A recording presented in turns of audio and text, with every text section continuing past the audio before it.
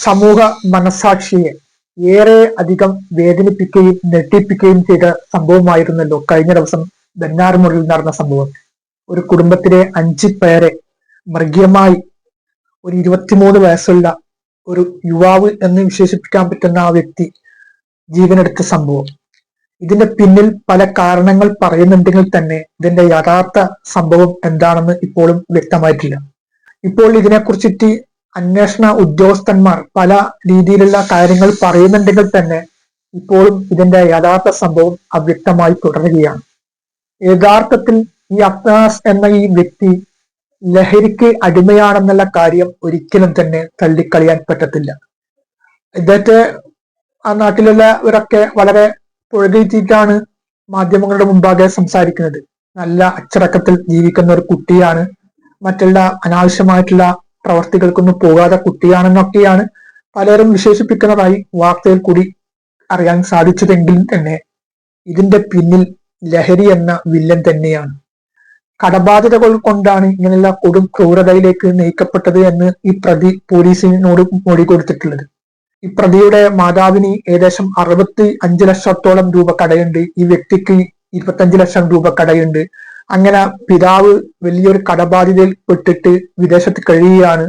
അപ്പൊ അതിൽ നിന്നൊക്കെ മോചനം നേടാൻ ഇപ്പൊ കടക്കാരുടെ ശല്യം സഹിക്കാനാവാതിനെ തുടർന്ന് പിതാവിന്റെ മാതാവിന്റെ ആഭരണങ്ങൾ വിറ്റ പതിൽ 40,000 രൂപ ബാങ്ക് ട്രാൻസ്ഫർ കൊടുത്തു എന്നൊക്കെയുള്ള കാര്യങ്ങളാണ് ഈ പ്രതി പോലീസ് ഉദ്യോഗസ്ഥനോട് പറയുന്നത്.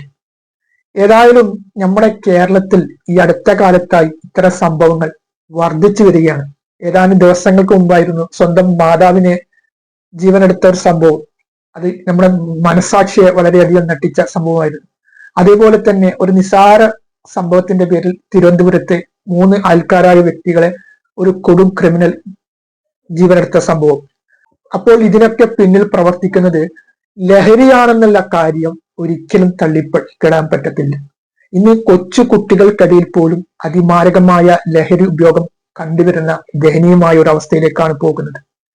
ഇപ്പോൾ ഒരു തമാശക്ക് തുടങ്ങുന്ന രീതി, മുമ്പൊക്കെ ബീഡി വലിയോ അല്ലെങ്കിൽ സിഗരറ്റ് വലിയോ തുടങ്ങുന്ന രീതിയിലായിരുന്നു ലഹരി ഉപയോഗമെങ്കിൽ ഇന്ന് വലിയ വലിയ മുൻതഹീനം അതിമാരകമായ വലിയ വിലപിടിപ്പുള്ള ലഹരി ആണ് കുട്ടികൾ പോലും ഉപയോഗിക്കുന്നത് എന്നത് ഞെട്ടിപ്പിക്കുന്ന വാർത്തകൾ നമ്മൾ പലപ്പോഴും കേൾക്കാറുണ്ട്. അതുകൊണ്ട് ലഹരി എന്നത് നമ്മുടെ നാട്ടിൽ നിന്ന് തുടച്ചു നീക്കപ്പെട്ടതേ പറ്റൂ. ഇപ്പൊ ഒറ്റപ്പെട്ട രീതിയിൽ ലഹരി പിടിക്കപ്പെട്ടതായിട്ടുള്ള വാർത്തകൾ കേൾക്കുന്നുണ്ടെങ്കിൽ തന്നെ പക്ഷെ ഇതിന്റെ ഉറവിടം, ഇതെവിടെ നിന്നാണ് വരുന്നത് എന്നുള്ള ഉറവിടം ഇതുവരെയും കണ്ടെത്താൻ സാധിച്ചിട്ടില്ല. അപ്പൊ ആ ഉറവിടത്തിൽ നിന്നാണ് ഇതിനെ നശിപ്പിക്കേണ്ടത്.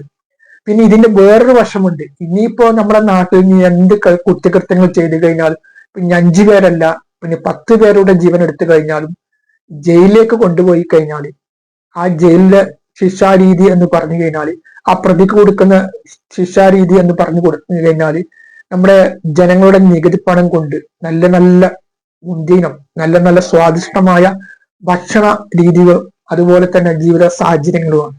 അതുകൊണ്ട് തന്നെയാണ് ഇത്തരം കുറ്റകൃത്യങ്ങൾ വർദ്ധിക്കുന്നതിന്റെ പ്രധാന കാരണം.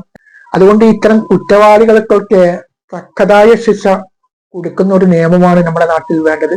ഏതായാലും ഇനി ഇതുപോലുള്ള സംഭവം നമ്മുടെ നാട്ടിൽ നടക്കാതിരിക്കട്ടെ എന്ന് സർവശക്തനോട് ആത്മാർത്ഥമായി പ്രാർത്ഥിക്കാം.